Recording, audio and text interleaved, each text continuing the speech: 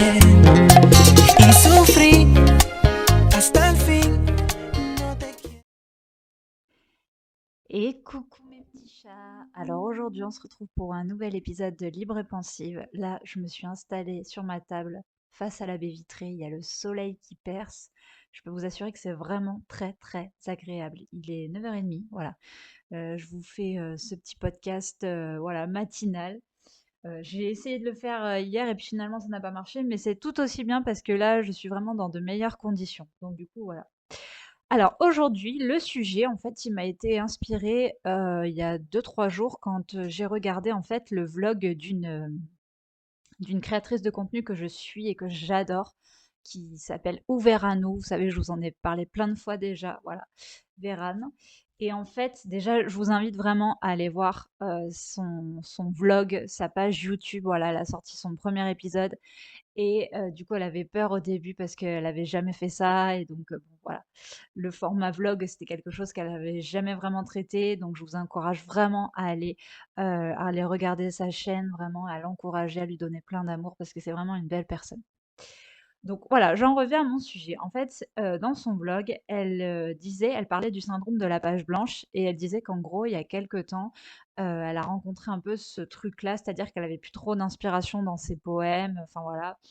Et en fait, moi, c'est quelque chose que j'ai traversé il y a pas si longtemps que ça. Je sais pas si vous vous souvenez, j'avais même fait justement un vlog là-dessus et un post où je racontais qu'en fait, il y a des moments, il y a des périodes comme ça où tu as tellement donné pendant une période qu'après, il y a des moments un peu de flottement, tu sais plus trop quoi poster, tu sais pas si ça va intéresser les gens, tu sais pas si ça a de l'intérêt, enfin bref, il y a une remise en question derrière tout ça et beaucoup d'interrogations et du coup, bah, c'est pas facile à vivre et en fait, des fois, ça entraîne, ce que plusieurs, créateurs de contenu peuvent ressentir parce que je suis pas la seule et d'ailleurs, bah, voilà, j'ai vu que j'étais pas la seule à ressentir ce genre de choses, c'est-à-dire de la culpabilité.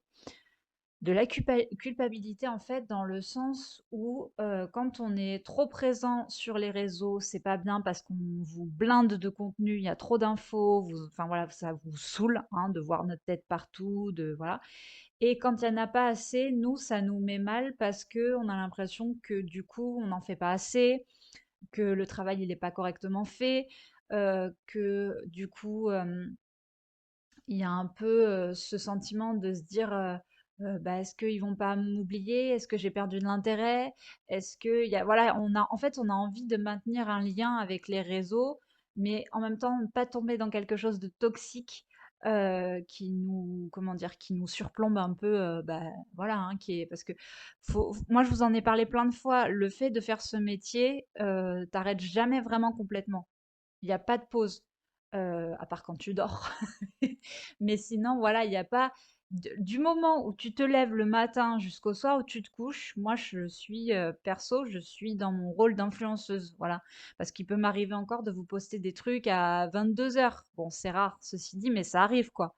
Donc, le fait les périodes comme ça où il y a moins d'enthousiasme, moins de créativité, moins d'inspiration, on se dit: «Mais finalement, je suis nulle, quoi». On arrive à douter de soi-même et donc il y a une estime de soi qui est vraiment basse et tu te dis: «Mais comment je vais faire pour intéresser les gens? Comment je vais faire pour trouver l'idée qui va faire que, du coup, les gens, ils vont s'intéresser à moi, qu'ils vont rester?» Enfin, voilà. Parce que vous savez que les gens maintenant, quand ils s'abonnent sur les réseaux, ils peuvent vous follow, unfollow en 2 minutes, hein, voilà.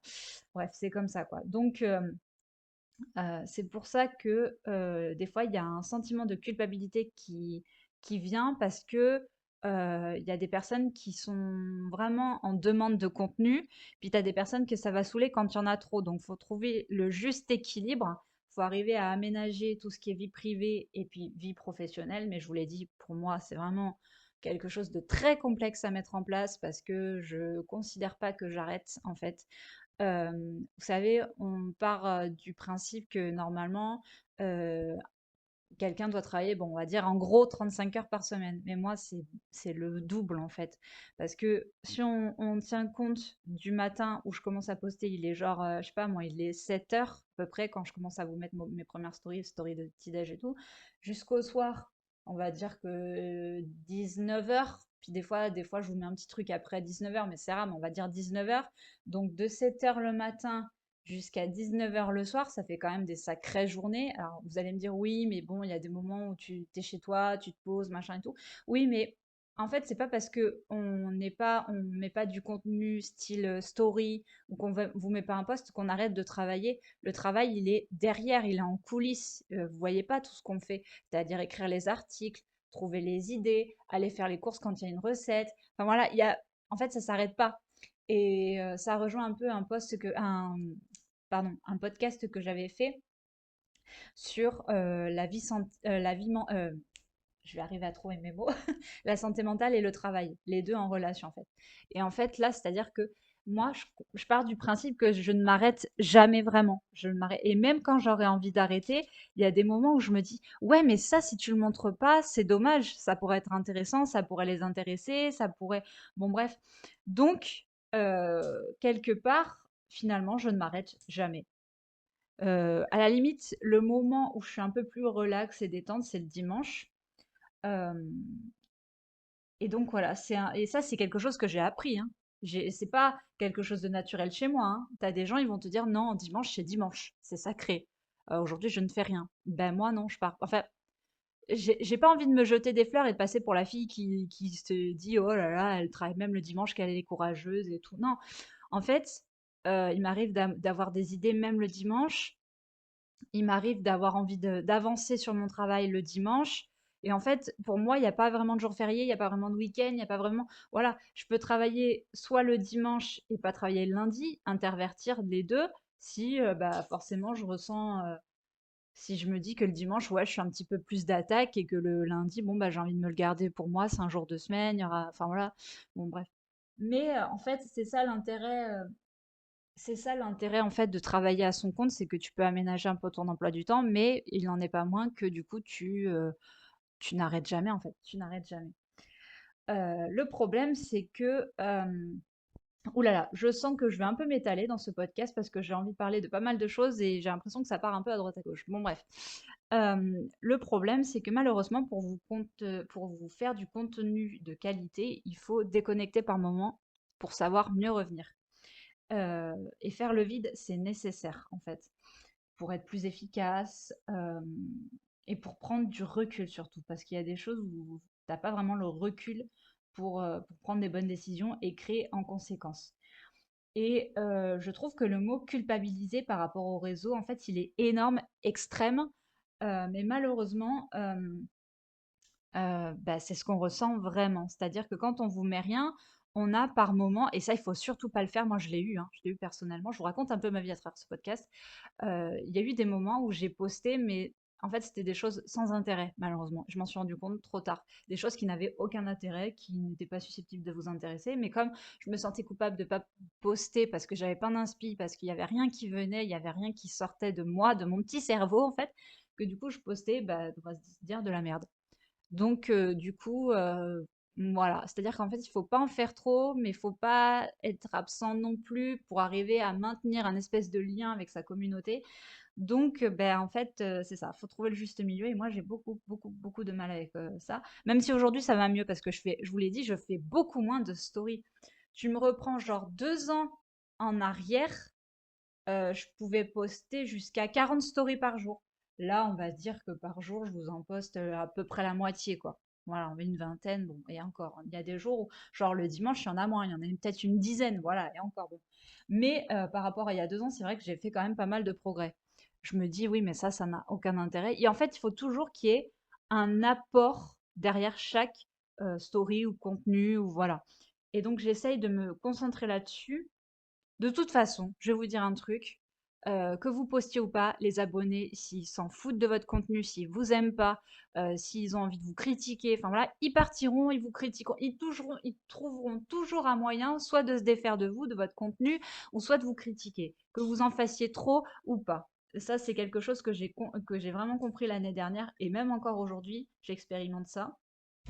Donc, du coup, voilà. Et en fait, je pense que le fait de culpabiliser aussi, c'est lié au syndrome de l'imposteur.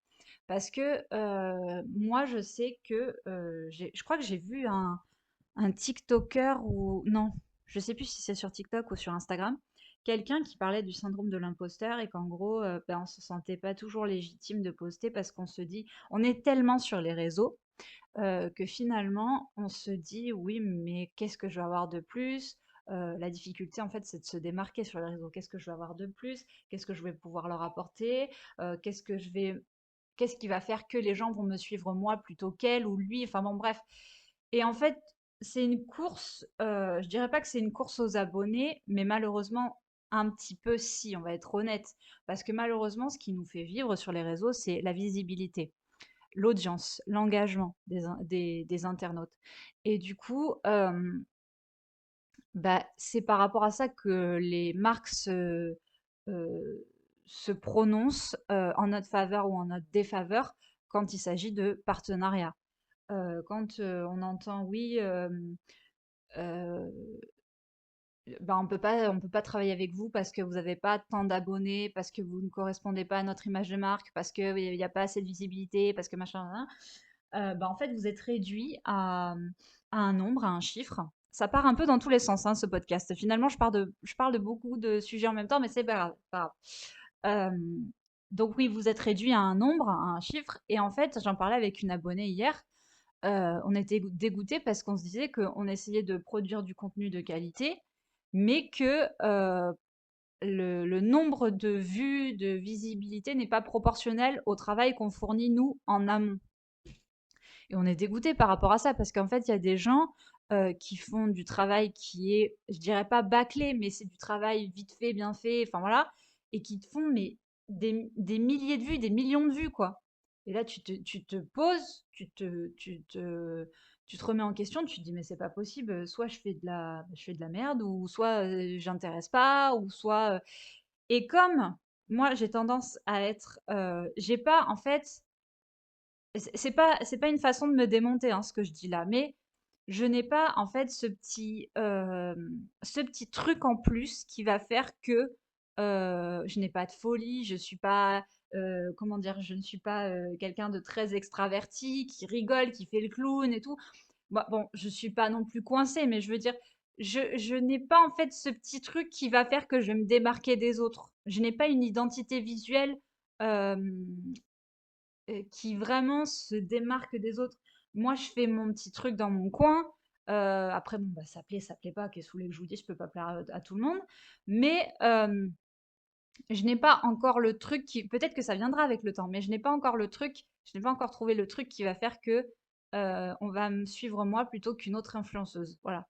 Donc, c'est comme ça. C'est vrai que là, je vous dis, Emily Sim Lifestyle, je l'ai monté il y a. On est quoi? On est en 2025. Je l'ai monté fin 2020. Donc, ça va faire un peu plus de 4 ans. J'ai pas encore les 5000 abonnés. Enfin voilà, il y a des gens pour lesquels ça va beaucoup, beaucoup, beaucoup plus vite. Donc bon, bah, qu'est-ce que vous voulez? Je veux dire, moi, en fait, je crois que je fais partie des personnes qui n'auront jamais de facilité. Heureusement, j'ai des facilités dans d'autres domaines, mais sur les réseaux, moi, j'ai compris que si je voulais avoir du résultat, il fallait que je carbure, carbure, carbure. Voilà. Donc, bah, écoutez, qu'est-ce que vous voulez? Peut-être que ça va mettre du temps, peut-être que ça va mettre encore quelques années, peut-être que je sais pas de quoi demain est fait, mais c'est vrai qu'en fait, je me dis qu'il y a des gens qui prennent ça avec tellement de légèreté, la création de contenu. En fait, ils sont tellement naturels, ils sont tellement spontanés. Je dis pas que je le suis pas, mais pour eux, c'est je sais pas, j'ai l'impression qu'ils arrivent à prendre ça comme si c'était un jeu. Moi, je le prends vraiment comme un métier à part entière, quoi, avec, bon, bah voilà, je parlerai pas d'horaire parce que je vous dis, moi, il y a pas vraiment, enfin oui, si, inconsciemment, et je me mets quand même des horaires parce que 7 heures le matin, 19 heures le soir, bon, bah si, il décale complètement, il y a quand même des horaires, quoi. Mais je crois qu'en fait, il y a des gens qui arrivent à, je sais pas comment ils font pour être aussi fluides dans leur façon de créer, d'être aussi à l'aise et que ça prenne tout de suite, en fait. Chez eux, ça prend tout de suite. Ils ont une visibilité, ils ont une identité visuelle, ils ont, voilà. Oh là là, ça part loin ce podcast, hein. C'est pas vraiment le sujet de base, mais bon, qu'est-ce que vous voulez que je vous dise? Bon, après, on se prend pas le chou, hein. Hem Et donc, oui, donc le fait de blinder parfois nos réseaux de posts, on a l'impression qu'en fait, on va déculpabiliser, alors qu'en fait, finalement, en fait, c'est du temps de perdu parce que vous allez mettre quelque chose en avant qui n'a pas lieu d'être, qui n'a pas vraiment de fondement en soi. Euh, donc, il faut apprendre. Et puis, c'est comme ça que les gens, ils vont switcher, ils vont se désintéresser de vous parce qu'ils vont pas vous reconnaître dans ce que vous postez. Alors, des fois, je me dis, moi, je préfère mettre à la limite une petite citation, quelque chose de simple mais de percutant, plutôt que de mettre un truc qui n'a ni queue ni tête, qui ne va intéresser personne. Voilà. Et en fait, moi, je me remets beaucoup en question sur la qualité de mon contenu parce que j'essaye de vous parler de moi, d'être authentique. Bon, après, il y a des choses que j'ai envie de garder privées et c'est normal parce que j'ai pas à tout vous dire non plus, ça c'est normal. Mais comment dire? J'essaie vraiment d'être spontanée, naturelle, authentique et je pense qu'en fait, c'est ça qu'on recherche aujourd'hui. Mais malheureusement, il y a des moments où t'as pas vraiment d'idée parce que soit bah, t'es pas bien dans ta vie perso, tu rencontres des petits moments un peu de stagnation émotionnelle, enfin voilà, t'es pas toujours très bien et ça influe sur ta créativité. Donc, bah, je crois qu'en fait, des fois, il y a des gens qui vont te dire oui, il vaut mieux poster que rien poster du tout. En fait, je sais pas trop. Je me pose vraiment la question à savoir s'il faut poster quelque chose qui est médiocre plutôt que de rien poster du tout, en fait. Franchement, je me pose la question. Je me pose la question. Tu as des gens qui te diront, ouais, il faut poster enfin, tant de fois par semaine, machin, faut mettre des stories tous les jours. Moi, je vois des gens qui ne mettent pas des stories tous les jours et que leur visibilité, elle grimpe en flèche quand même. Alors après, tu me diras, il y a des gens qui achètent des abonnés. Moi, je n'ai jamais fait ça, je n'ai jamais acheté des abonnés.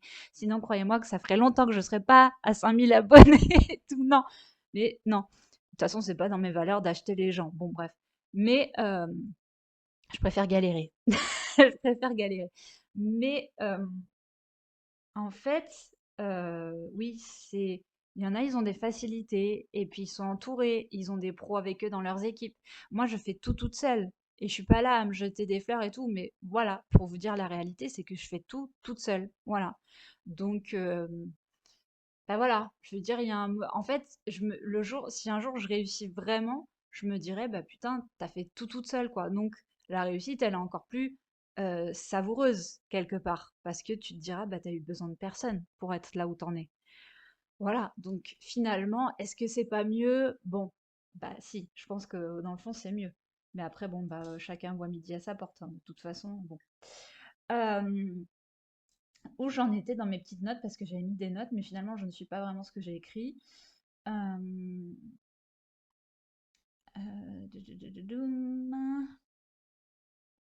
Tout ça, je vous l'ai dit.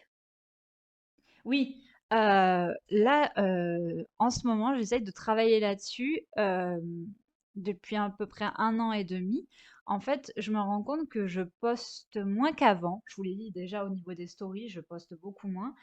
Et en fait, depuis que j'ai décidé de me reprendre un peu en main ma vie perso, la guérison, le développement personnel, sortir de l'anorexie, la dépression, enfin bref, tout ça, j'apprends déjà à ne pas travailler le dimanche, à moins poster de stories. J'apprends aussi à, pendant 2 ou 3 heures dans la journée, si je vais pas être en story, en fait, j'essaye de me dire: «Ouais, mais c'est pas grave, quoi».